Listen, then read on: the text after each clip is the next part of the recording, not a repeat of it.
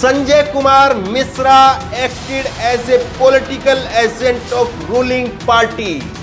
Sanjay Kumar Mishra Bharatiya Janata party मौजूदा सत्ताधारी party के एजेंट की तरह से काम कर रहे हैं। जज साहब की टिप्पणी जज लोया की याद दिला देती है। Sanjay Kumar Mishra acted as political agent of the ruling party। Political agent of the ruling party। Sanjay Kumar Mishra acted as a political agent of ruling party. Sanjay Kumar Mishra collector ने भारतीय जनता पार्टी मौजूदा सत्ताधारी पार्टी के एजेंट की तरह से काम किया है। नमस्कार, मैं हूं धर्मेंद्र, आप देख रहे हैं ऑनलाइन न्यूज इंडिया। जज साहब की टिप्पणी है।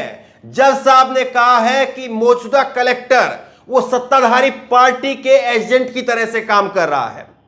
अभी तक तो हम लगातार कहते रहे कि ना केवल जो है वो भारतीय जनता पार्टी को डीएम और एसएसपी लगातार किस तरह से पुलिस प्रशासन के जरिए, बल्कि अब तो खुलकर के सामने आ गया है कि कलेक्टर ने भारतीय जनता पार्टी के एक हारे हुए उम्मीदवार को जिता दिया।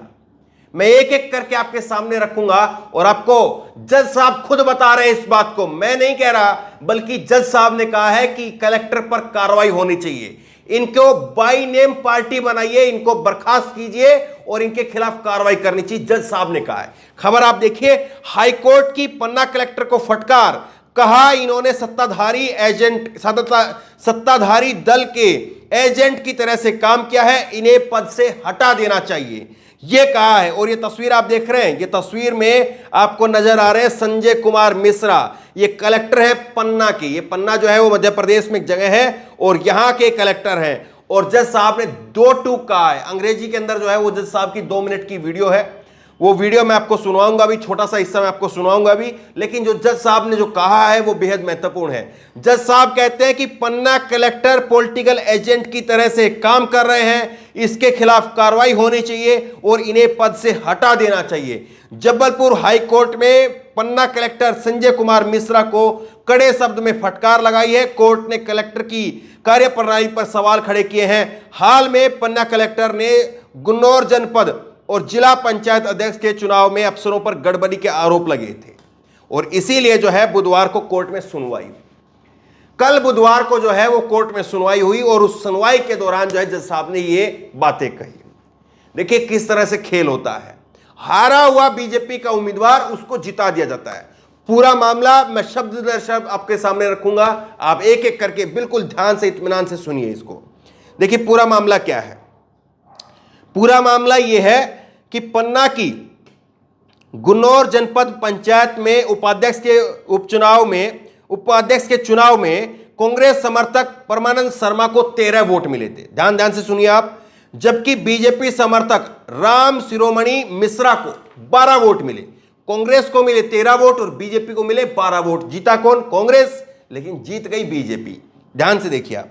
निर्वाचन अधिकारी ने कांग्रेस नेता परमानंद शर्मा को जनपद उपाध्यक्ष की जीत का सर्टिफिकेट दे दिया, लेकिन हारे हुए उम्मीदवार बीजेपी नेता राम शिरोमणि मिश्रा ने 1 वोट के बैलेट पेपर पर शाही बीच में लगे होने के चलते कलेक्टर के पास में अपील की थी। कलेक्टर ने वोट निरस्त कर दिया। दोनों प्रत्याशियों को बराबर के 12 वोट मिले और अगले दिन पर्ची उठवा करके चुनाव कराया गया, जिसमें राम शिरोमणि मिश्रा की नाम की पर्ची निकलती है और वो उपाध्यक्ष बन गए। कांग्रेस नेता ने इस पर आपत्ति जताई और हाईकोर्ट में याचिका दाखिल कर दी और किस तरह से देखिए फिर उसके बाद में खेला हो गया। हारा हुआ बीजेपी का उम्मीदवार उसको जिता दिया गया और अब कलेक्टर साहब कह रहे मुझे कोई जानकारी नहीं है, जो भी चुनाव हुआ था वो पूरी पारदर्शिता के साथ में हुआ था, ये कलेक्टर साहब कह रहे हैं। कितने मासूम है देखिए। ये देखिए अरुण सुभाष यादव है कांग्रेस के नेता, इन्होंने लिखा है आज, यानी कल की इन्होंने ट्वीट है, आज हाईकोर्ट में पन्ना कलेक्टर संजय कुमार मिश्रा को फटकार लगाते हुए कहा कि पन्ना कलेक्टर ने सत्ताधारी पार्टी के एजेंट की तरह से काम किया है, इन्हें पद से हटाया जाए। कांग्रेस पार्टी लगातार यही बात कहती रही कि कलेक्टर भाजपा सरकार की कठपुतली बनकर के काम कर रहे हैं। तो अब कुछ एक अंश भाग जो है वो आप सुनिए, कैसे जो है वो अंग्रेजी के अंदर जज साहब कह रहे हैं कि ये जो कलेक्टर है इनको बाय नेम पार्टी बनाइए। बाय नेम पार्टी बनाने का मतलब ये होता है नामदज इनके मुकदमा किया जाए, इनका नाम पर मुकदमा जो है, इनको पार्टी बना करके ये पूरा जो है वो केस चलना चाहिए और इनके ऊपर कार्रवाई होनी चाहिए। ये एक पॉलिटिकल एजेंट की तरह से काम कर रहे हैं और इनको पद से हटा देना चाहिए। इस बात को जज साहब कह रहे हैं और जब जज साहब ये कह रहे हैं तो हमें मन ही मन में जो है वो जज लोया की भी याद आ रही है। सुनिए जरा। Election to the post of Vice President जनपद पंचायत गुन्नौर जनपद panchayat Gunnaur district Panna took place on 27/7/2022.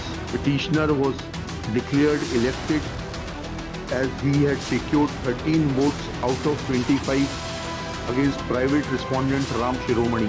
Principles of natural justice were not followed. Collector Sanjay Kumar Mishra, इसका by name party बनाई। जी बता दें। Sanjay Kumar Mishra acted as the political agent of the ruling party. The political agent of the ruling party. चुनाव में किस तरह से खेल होता है, अब इससे ज्यादा साफ साफ तस्वीरें आपको और कहीं नहीं देखने को मिल सकती। जज साहब खुद कह रहे हैं कि जो कलेक्टर है उन्होंने एजेंट की तरह से काम किया है। याद करिए उत्तर प्रदेश के चुनाव से पहले अखिलेश यादव ने क्या कहा था। अखिलेश यादव ने कहा था कि ईवीएम से भी चुनाव लड़ना है, ईवीएम को लेकर भी सतर्क रहना है और साथ ही साथ डीएम और एसपी से भी हमें चुनाव लड़ना है। यह कहा था अखिलेश यादव। तो वो क्यों कहा था समझ में आ रहा होगा आपको।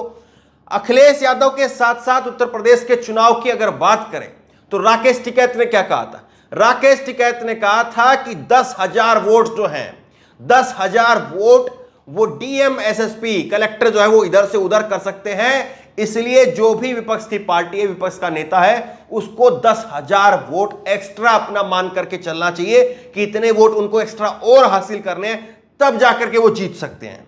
ये राकेश टिकैत ने कहा था उत्तर प्रदेश के चुनाव में। तेजस्वी यादव ने क्या कहा। तेजस्वी यादव ने कहा कि आखिरी के अंदर जिन सीटों पर मार्जिन बहुत कम था उन पर हमें हरा दिया गया।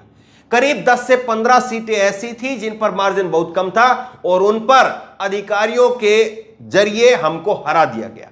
यह तेजस्वी यादव ने बिहार में कहा। हरियाणा के अंदर क्या हुआ। हरियाणा के अंदर किस तरह से दीपेंद्र हुड्डा कांग्रेस के जो हैं वो सांसद थे, लेकिन किस तरह से रात को आधी रात तक जो काउंटिंग चलती रही। दीपेंद्र हुड्डा के बारे में बताया जा रहा था कि दीपेंद्र हुड्डा जीत रहे, लेकिन आधी रात को घोषित कर दिया गया कि दीपेंद्र हुड्डा हार गए। तो कैसे खेल होता है। और दीपेंद्र हुड्डा की वो सीट खुद बीजेपी मान रही थी कि जीते नहीं जाएंगी, लेकिन फिर भी हो गया था। तो कैसे अधिकारियों के जरिए सब कुछ सेटिंग होती है, इस बात का एक जीता जागता नमूना, इस बात का एक जीता जागता सबूत जो है वो मध्य प्रदेश से सामने आया है। अब सोच करके देखिए कितनी जो है वो न्यायपालिका के अंदर जज साहब जो हैं उनके जरिए इस तरह के फैसले आने चाहिए। कितने लोग जो है, ये मामला तो हाईकोर्ट में पहुंच गया और हाईकोर्ट में सुनवाई हो गई और सुनवाई में जो है वो जज साहब ने बात कह दी। और जब मैं ये बात कह रहा हूं तो मुझे भी जो है वो बार बार जज लोया की याद आ रही है।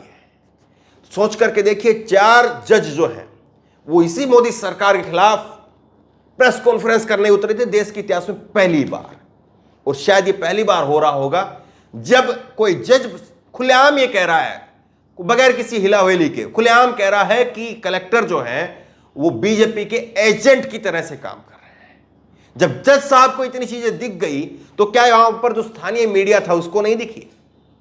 क्या वहां पर स्थानीय जो और नेता थे उनको नहीं दिखी? क्या और जो कलेक्टर के समक्ष जो और जो अधिकारी थे क्या उनको नहीं दिखी? किसी ने जो है वो कोई कार्रवाई करना उचित नहीं समझा। और यहां पर जो जज साहब की दाद देनी चाहिए, सलाम करना चाहिए कि जो बात कही जानी चाहिए उन्होंने वो बात कही है।